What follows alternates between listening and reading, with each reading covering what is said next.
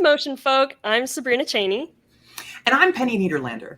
And you've tuned into NoGraph, the motion graphics podcast where motion graphics is all but forbidden as a topic of conversation. The idea is we're all familiar with social media peer pressure, that there's always a new program to learn, a new style to master, endless tutorials and presentations to catch up on, Slacks and Discords to join. But we have this little theory that what really makes our work interesting is what people bring to it from the outside of our normal circles. So here at NoGraph, we push all that aside and block out the noise and the pressure. Every week, we'll have a special industry guest on, and we'll just talk hobbies and passions and whatever else they love to do when they're not at their desk. And at the end of every episode, we'll turn the mic over to our new friend, and they'll have a couple minutes to tie it all in. This is a podcast about our industry from the standpoint of a sustainable lifestyle and an ever-deepening well of inspiration. Thanks for joining us. Let's go. Okay, so Tom is with us. Tom, how's it going? It's going well. How are you, Sabrina? We're good. Great. We should disclose that we thought we were recording for about 15 minutes. This is our first one, so Tom, apologies to you, but now there's a record button. Now we know that happens. Yeah, I'm still doing awesome, so yeah. Thank you. Tom, even though you're the first guest here at NoGraph, I don't want to have an unfair advantage having knowing you in real life, but Penny has never met you before. But I know that you both run as a hobby. Penny, you do trail running, and Tom, you run marathons. So can you tell us a little bit about that? Yeah. So I've been running since I was 18, and so I've done it for about 20 years. And I got started. I could tell you my origin story. I was in a car accident and was laid up for quite a long time. And when I went through physical therapy and recovered, I decided to pick it up. One thing I left out last time is that I bought a mini disc player. So it was that was the mixture, because when I tried running before, I found it kind of boring. But when I could actually listen to music while doing it, this was pre-iPod. The CD player like this. Yeah. Without the ESP, they called it, the 30 seconds, they would start skipping. But those mini disc players, man, they didn't skip, and I found that so much more fun that because I love listening to music, and I've always kind of had that mix with my running. I love having music going, and it's about half the music I listen to is stuff that is suitable for running, and I have playlists and albums I love to listen to while running. So that's always been a big part of it. And then I started doing races about 10 years after I started running, and that also was a great experience, more of a social event. And now I'm in a running group in Ridgewood, my neighborhood that I live in, and that's a ton of fun. I made a lot of friends through that, so it's been always a big part of my life. And I run 6 days a week usually, and I make the time for it. It's something I love doing, and it's for I think a net benefit for my mental health. So. Yeah, that's so much time to take away from the rest of your life. Running is not, you say 6 days a week, but those runs are probably half hour, 2 hours sometimes, right? Yeah. No, usually I eke out about an hour, and then I mix that with some core exercises and stretching, so I don't injure myself, because I'm getting kind of creaky in my old age, but. So that's definitely spends a good part. I'm sorry, my cat's gonna be really obnoxious. No, bring her in. You want Spooky in the shot? We gotta say we demand Spooky. The audience, yeah. demands it. Your shirt says King Cat. It's a comic. Come here, Spoops. She's tied up my cord. That's great. So you have a cat, a real cat. A real one, yeah. Oh, a really, really big cat. Yay! Spooky. That is a king cat. Yeah. Tell us about Spooky. How long have you had Spooky? How did you meet? I got Spooky in 2017, I think. Um, she's an angel. Uh, she, um, I got her at the Pound and in Seattle, and she moved across the country with me. So that was a really wild experience on the airplane. Uh, and yeah, no, she's been my buddy for like 7, 8 years now. Oh, Oh, what a good buddy. Yeah, she's a terrific cat. Cats can be a lot, but she's all things considered, she's pretty well behaved. yeah. That's It's Um, Sabrina's better. oh yes, I've met Spooky. Big fan. Yeah, Big fan of Spooky and all cats in general. yeah. But Penny, I know you have pets, or just one pet? I have a dog and 2 cats, and one of the cats we did not have any control over. It was one of those what do they call it? The cat distribution system. Just kind of it was a neighbor's cat. She was a vet. She had 8 cats, and now Wow. side cat is a full-time cat. Oh, Yeah. wow. I don't have any pets now, but the first cat we had in our family that I remember was a stray Manx cat. Those are the ones that don't really have a tail.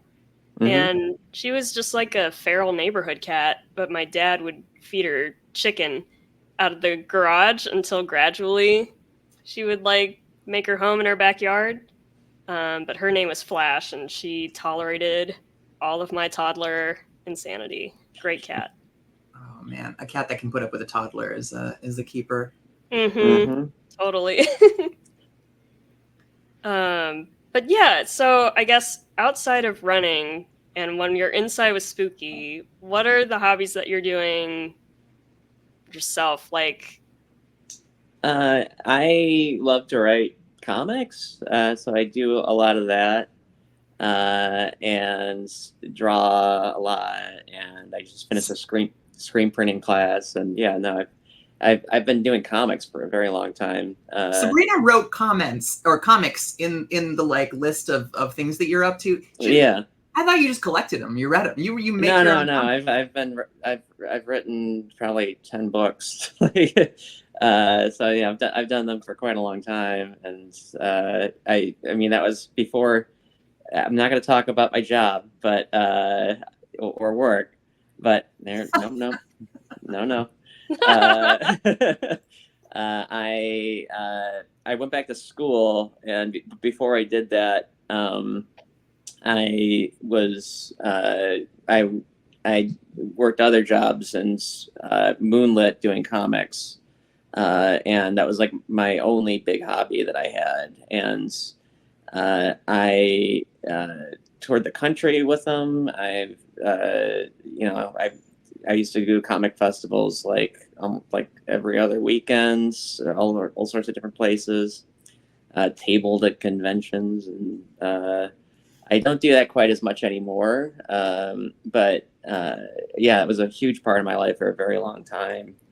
And yeah, I stopped doing it for a while because of school and because of career stuff. But I am starting to try to get more back into it. It's been, like I said earlier, it's been kind of a topsy-turvy year, but I'm trying to make the time to do that as well, because I do still really love writing comics. It's a lot of fun. This sounds like I'm sorry, I'm not saying job or work, but it sounds like job level like intensity, but like you never did this as career, you did this as hobby. Right. Yeah. I think my best year I made like $5,000. It's like it was very much kind of a like I got to do a lot of cool stuff because of it. And I had a lot of opportunities from that, but none of it was, life sustaining. It was always just something that I did for, personal self-expression. Like I had a ton of friends I still friends of mine that I made through comics. So, I have friends all over the world from that. So that's kind of a neat thing. And comics in general, I think, is more of a DIY community, but that's true for you as well, right? Like you essentially Yeah. self-taught how to do comics, how to draw comics. Yeah, I mean, like there's cartooning colleges, but that's like, flushing money down the toilet. Like I there's did visit one once. That was cool. what's that? I did visit one once. It was the one in Vermont, I think. Oh, Center for Cartoon Cartoon Studies. Crossroads. Or no, not Cartoon Crossroads. I know what you're talking. In White River Junction. I have Yeah, quite a yeah. few friends that went there. Yeah. Yeah. No, They have what a the heck was really it sick called? library. Just I want to live in Yeah, their library. They have my everything. my friend Caitlin McGurk was the librarian there. Oh, no way. That's Yeah, so I mean, she moved to she works at the Billy Ireland Museum in Ohio State University, which is I think the biggest comics museum in the world. They have Ooh, like does that they give have you a like free pass if you know the librarian? Like, hey. yes, I've gotten the whole back. I got to look through like original like Calvin Hobbes. They have the entire collection, every strip. Get out Um, there. eh, I want to yeah, go now. yeah, it's cool. Yeah, and I mean it's this huge like vault where it's like temperature controlled. You can look through. I don't know if you know who like Winsor McKay is, but he was you get to look at like 100-year-old comic strips. Yeah. Well, And Winsor McKay has animation history involved yeah, with Gertie the dinosaur. Gertie the dinosaur, yeah, and Yeah. Little Nemo. Mhm. Yeah, it was interesting guy. Definitely like came from like vaudeville. Weirdly, like that's how he used to show that stuff. And yeah, no, just the sheer amount of stuff. Like, I tried to like stump her for like stuff that they might not have, and then every single time that like weird like 80s porn comics and stuff, and they're like, yeah, we got them. I was like, wow, but but yeah, Those were in the special stacks over in yeah. I mean, they the just behind the pull it off the curtain. shelf. Yeah. Yeah. I also in Seattle. I interned at Fantagraphics for a couple of years, which is a big comic book publisher that puts out like they reprinted Peanuts. They printed all of Robert Crumb's stuff. They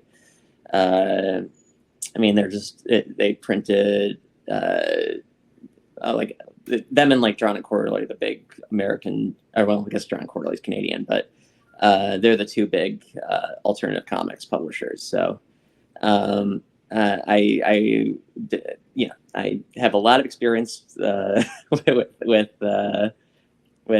comics. I want to rewind slightly Yeah. because I feel like drawing has been a constant. When you were a kid, what were some Mhm. of your earliest hobbies?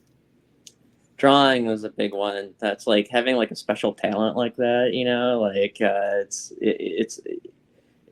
not, it was something that my mom was an art teacher.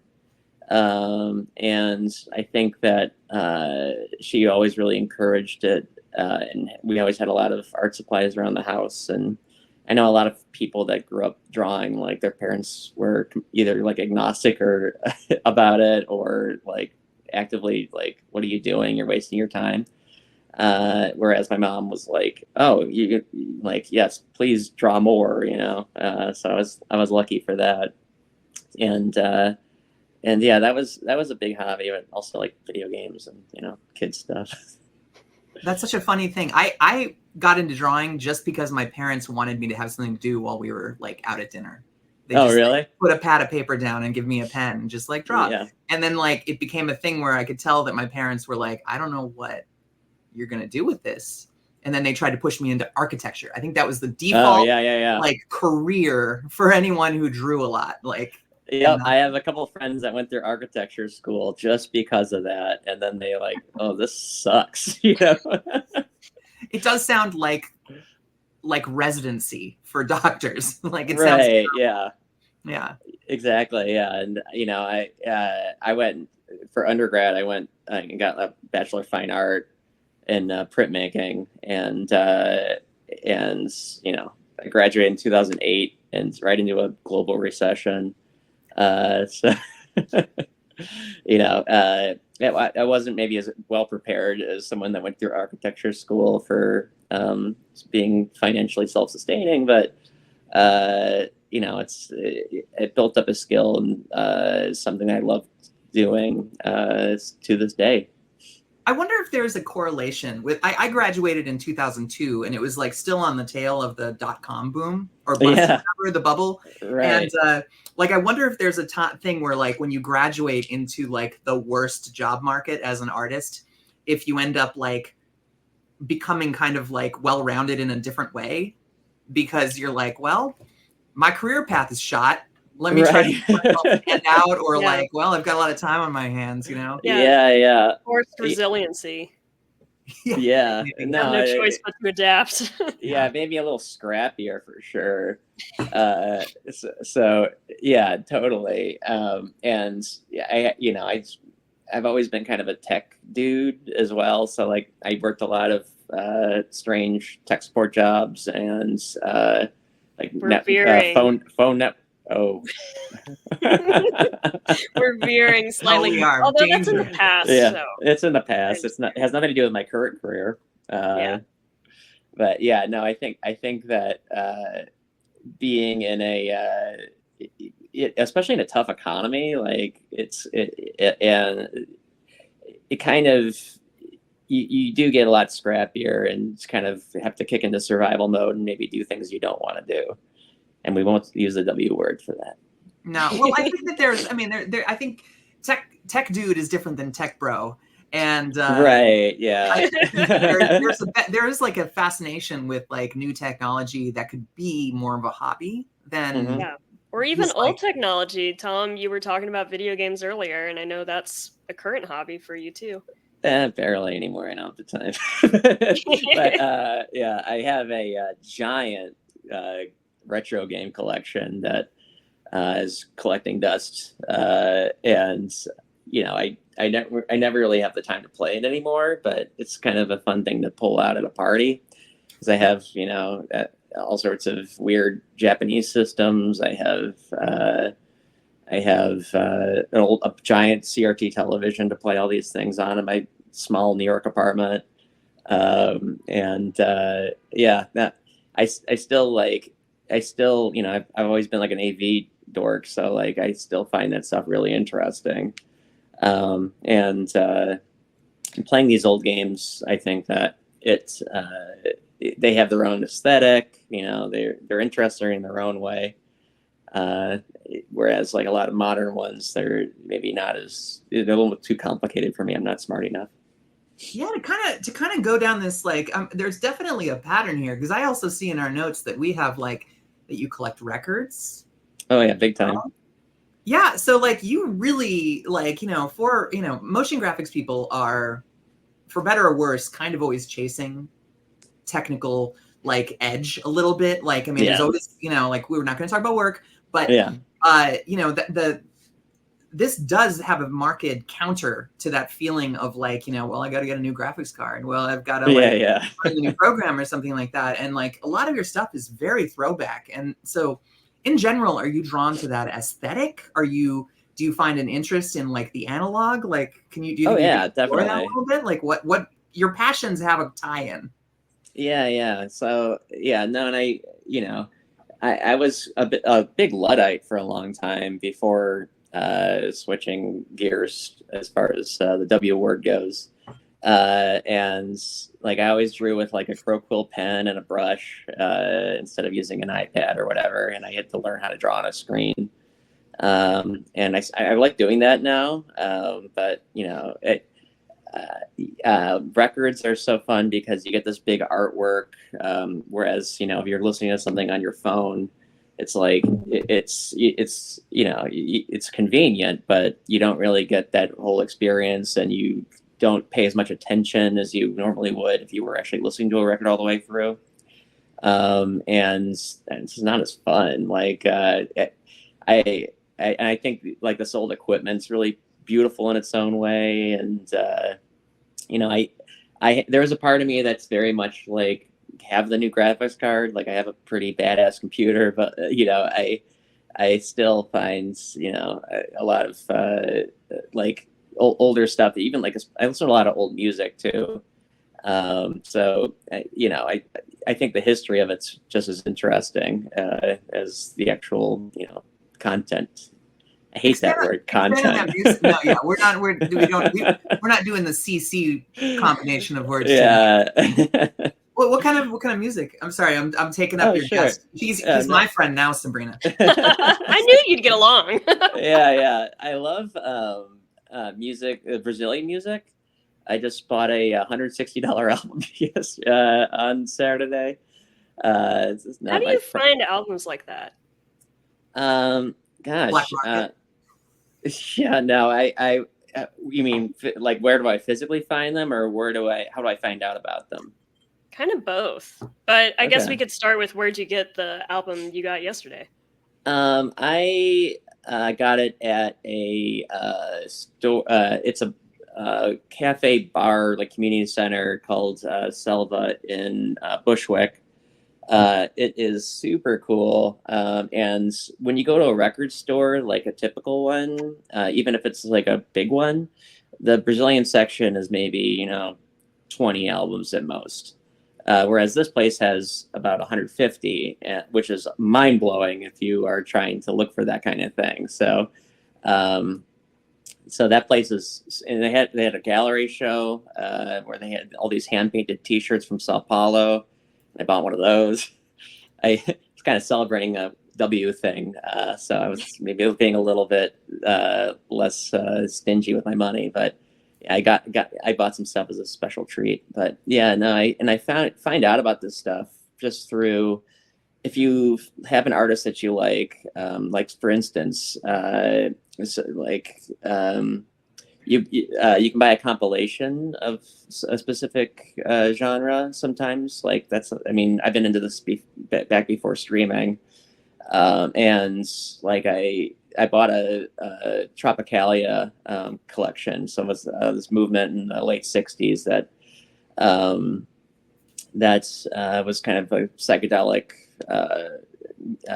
Brazilian music, like, and it was very influenced by like Sergeant Pepper.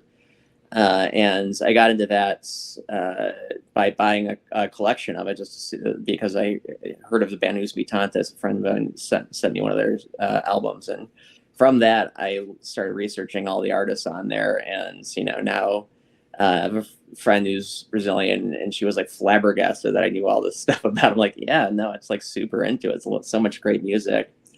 And yeah, there's a couple other things like genres or music from around the world that I'm the same way about. You know, like it's if you buy a compilation or listen to one, it's a great way to find out about artists. You hear a song, you look up their music, and you know, go from there. It's a classic rabbit hole. Yeah, totally. And I guess Spotify makes it a hell of a lot easier. You know, I've been doing this long enough that it was like pre-streaming, and you know, sometimes you roll the die, you know, to actually buy something, you know, to actually sight unseen buy the record and see how it is. Yeah. Do you end up buying these online? These albums, like, are these available in New York, or do you? Oh yeah, like for instance, I mean, sometimes I'll cave and go to Discogs and buy something. That's like the big online like record exchange thing.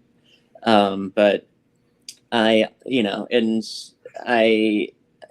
there's record stores in New York that do carry. I mean, we're lucky that New York has everything. And for instance, like there's this store called Face Records that only sells like Japanese city pop, which is a genre that's really cool and I like. I mean, it's expensive, but they only sell that. And, you know, you can only find that kind of thing in New York. And there's record fairs you can go to. Sometimes you can score a deal there. But yeah, sometimes online though. Yeah. Yeah, I think growing up, I was mostly exposed to the radio, didn't have a lot of friends who were recommending music to me. And that was always a point of fascination with me, was like, how do people find other stuff?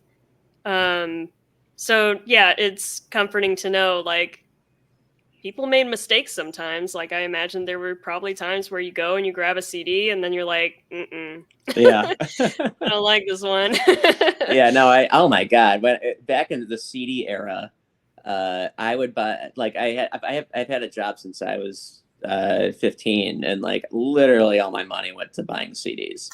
Like I got, like, it was like, I still in my head, when I have like a 20, I still in my head, I'm like, that's one CD. Like it's still how I look at things. I think of money in terms of GameCube games. Yeah, Oh, that's one GameCube exactly, game. That's one exactly. Animal Crossing. Yeah, exactly. Like that's $50. I'm that's the same way for me. Yeah, Like yeah, you know, you get it. yeah. That's one Dreamcast game, you know. Yeah. But yeah, no, and so I had one of those giant Case Logic things of CDs, you know, and I probably had 500 CDs in that thing, and I lugged it across the country, and I realized that I hadn't listened to it or like actually opened it in 10 years or something, because everything, like, CDs are like, it's completely, like, do you have a CD player anymore? I mean, I don't. Well, I had those until I moved about 12 years ago to Austin in LA. I had the Case Logics, but I had to keep the CD cases. I had 600 CD cases in all these shelves, and in LA, I moved between maybe 6 or 7 apartments. I brought them from Savannah. I brought them from Rochester. I brought them from Detroit. I had been carrying around CDs for 25 years. I finally just decided, like, you know what? I gave them up in LA. I gave all my CDs up. I'm like, I digitized them all. They're all on iTunes. Yeah. And now I've lost that drive. Yeah. And no, I gave mine away too. My heart aches for those little albums where it didn't make it to Spotify. Yeah.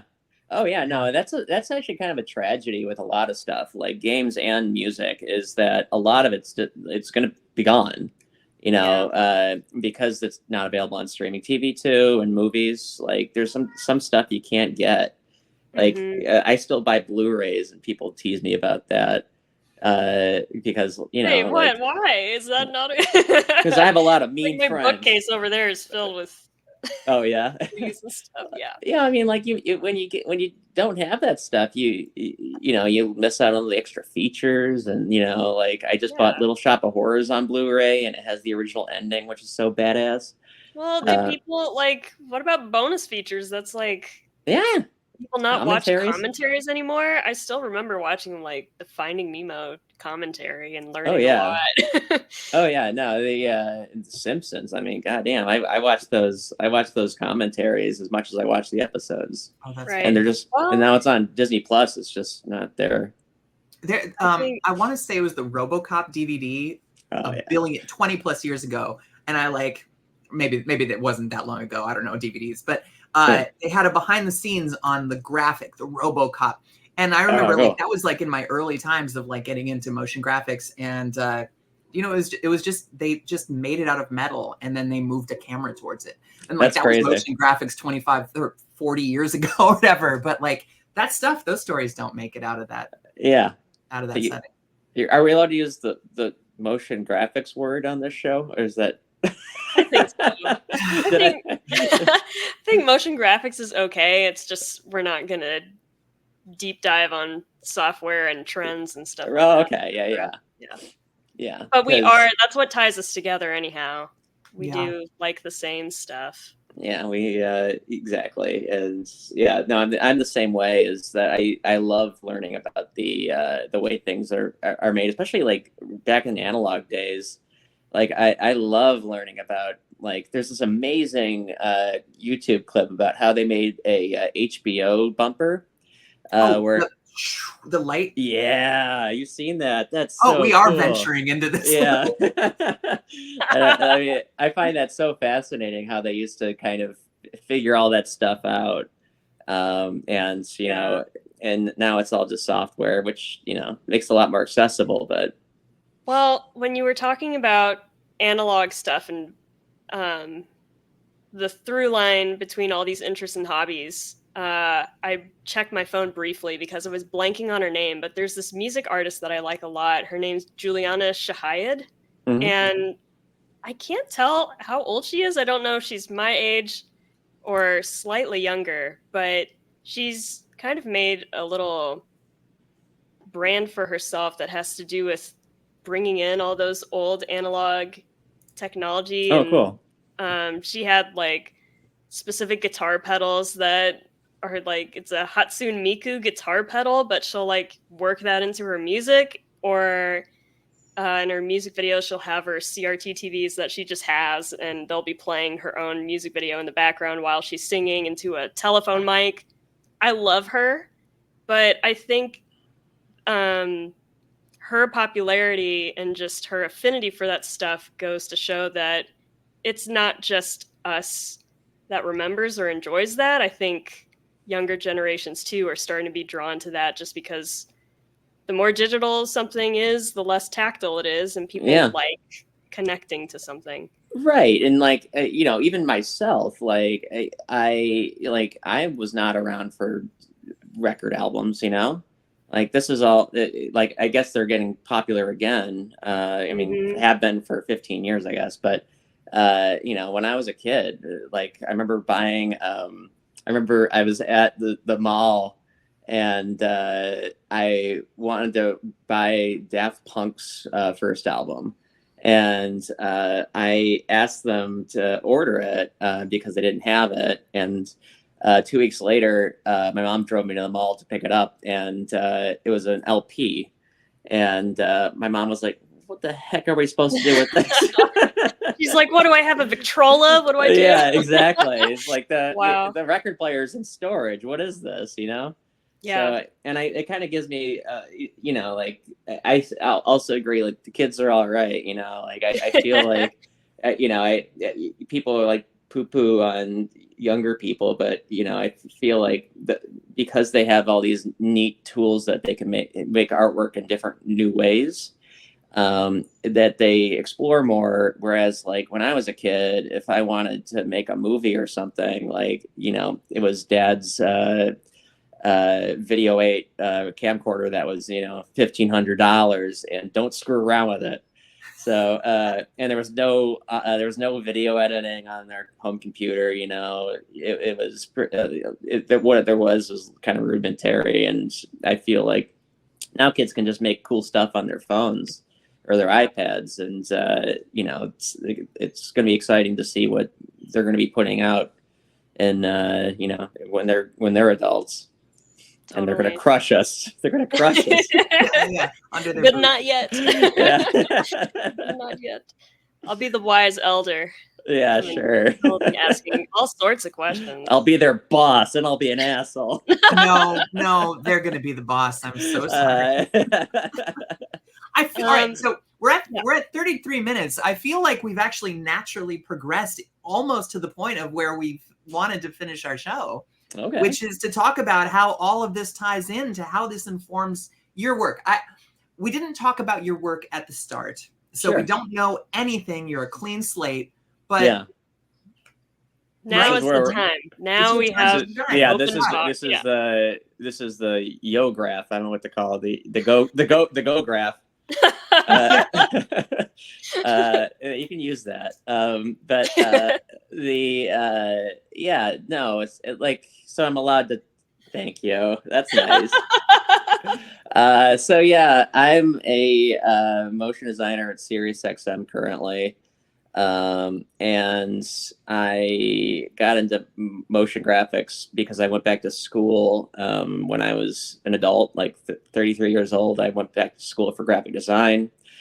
And while I was in school, I taught myself After Effects, or, you know, started to learn it. And because, you know, I've always, we had a project where we got to use it, and I was like, this is neat. Like, cause I've always wanted to be an animator, you know, like, and this felt like the barrier was too high. Like, it was like, you know, doing sequential comics, it's storytelling.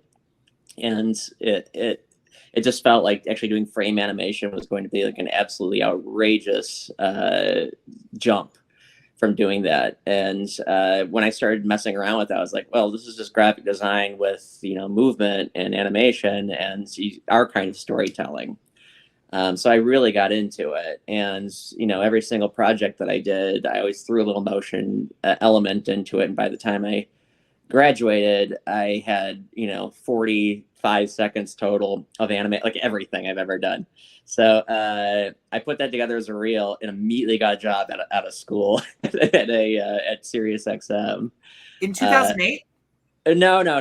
When was This this? is 2019. So I have not been a Okay, motion designer for all that long. Yeah. No, 2008, I graduated, right, did like the horrible recession, and I worked at a phone company and a textile factory and all sorts of weird jobs for, 12 years before I went back to school. And man, when you work jobs like that full time and you go back to school, you just realize what a profound privilege it is to go and be a full-time student and be able to focus on studies. Whereas undergrad, I wish I could do that all over again, but I'm really glad I got I completely shifted gears as an adult. And yeah, once I started doing the job that I have now, I was like, oh, this is a lot of fun. And, in my free time, I've been actually teaching myself frame by frame animation, and, Ooh, that's what I went to school for. Yeah. You have any questions for me? Yeah. Well, Share. but yeah, and yeah, actually, what software should I use? Toon Boom. Toon Boom, yeah, I can't afford that, but Procreate Dreams. yeah, no, I bought that and I messed around with it for a little bit, but I made an animation in Adobe Animate was the last one I worked in. Jesus Christ, that software is horrible. That is the worst. I never want to open that program again. So. I had a class to teach at SVA for an intro to compositing course, but they kind of ran the full gamut. And one of the things they wanted me to teach was Adobe Animate, and I have never touched it. So I got a guest lecture for the day. Be like, can you help? Yeah. That's just Flash, right? Isn't that basically it's Flash? Yeah, it's how they rebranded it. But which makes it the toughest thing to Google if you have a question. Right. Adobe Animate, blah, blah, blah. Like, you could animate in, 4 of their software, but whatever. But yeah, this is why NoGraph is a sacred space where we it's don't also get angry for 30 minutes. It's also buggy as all hell. Oh my God, they do not update that software. And it's just typical Adobe. They, they'll throw in all these silly features on top of stuff, whereas their software crashes. Especially Adobe Animate. Good Lord, that crashed all the time when I work at it. And there goes that sponsorship. Yeah. Sorry, you're missing your Adobe sponsorship. But yeah, no, I've had so that software is just extremely frustrating. Man, that'd be great if some other upstart company just completely replaced Adobe, but we're stuck with it for now. Let's let that hang there for a little. Yeah. Sorry, After Effects engineers that I'm friends with. Okay. No, don't worry about it. Okay. It's Flash. I learned Flash. I had to take a class in Flash in, I want to say 2000. Macromedia. Yeah. It was Macromedia back then, and I don't like Macromedia Flash. I couldn't understand it. I did not get it at all. I couldn't either. I remember I actually sold video games that I liked in order to afford maybe Flash. It was in the CS era, so maybe Flash CS4 or 5. Finally saved up enough to get it when this is pre-subscription, and opened it, and I was like, I don't know what this is at all. I was so lost.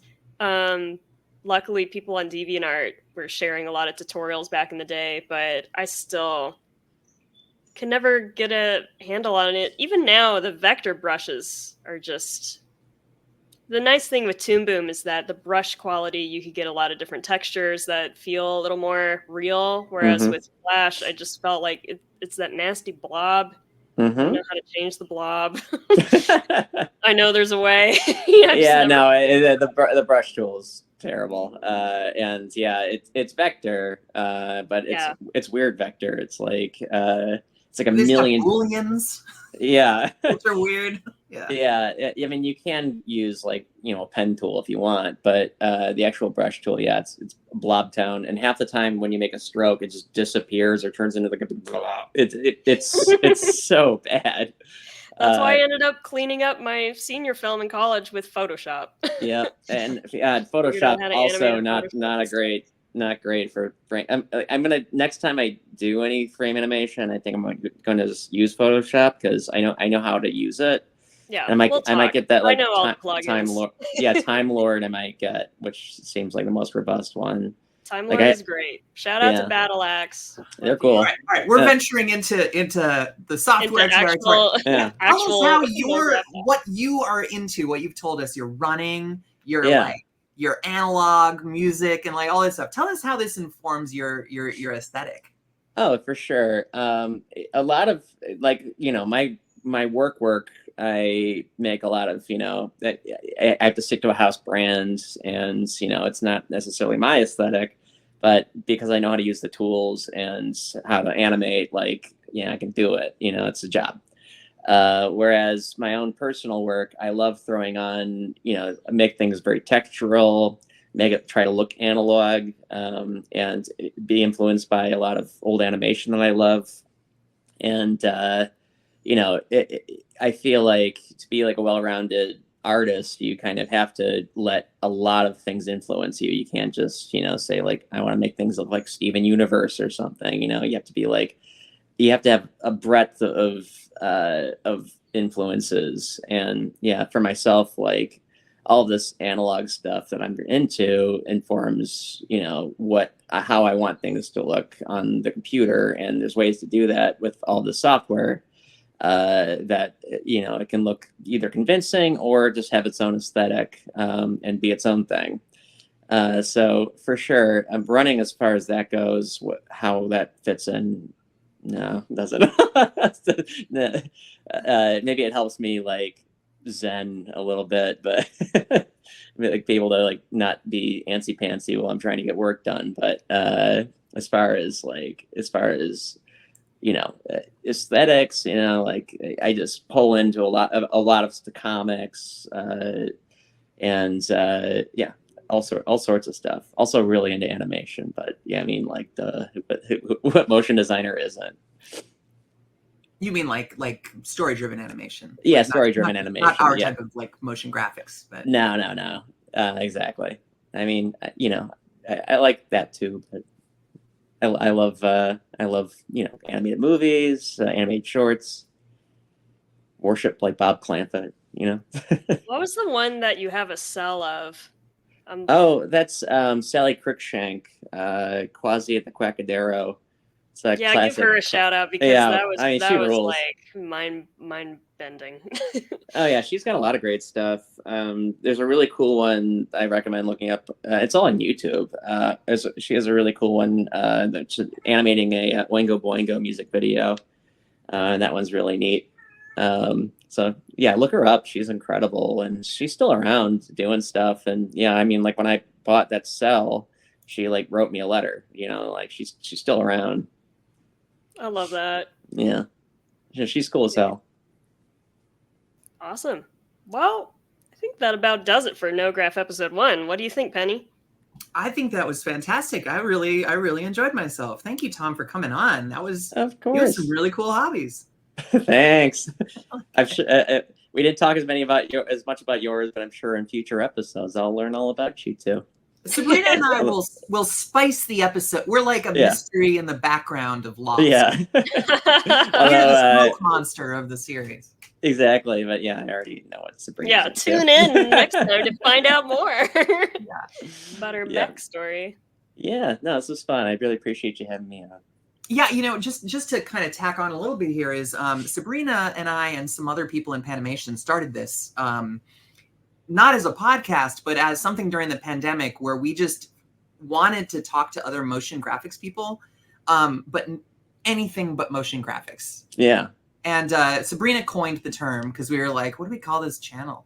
I don't know. And she's like, NoGraph. That's perfect. So this is exactly the kind of thing we wanted, and we wanted to share with everyone. Yeah, no, this was a lot of fun. I actually look forward to hearing other motion designers get interviewed in this format. And so I wonder if they'll get quite as scolded as I did. But so, I'm sure they will. cool. I love antagonism toward friends and guests. That's terrific. Yeah. Thanks so much, Tom. Thanks for your Thank you. time. Thanks Of for hanging course. out. Should I press the leave button? Yeah, we'll end the recording. Bye, Okay. everybody. Bye, everyone. Bye. Toodaloo.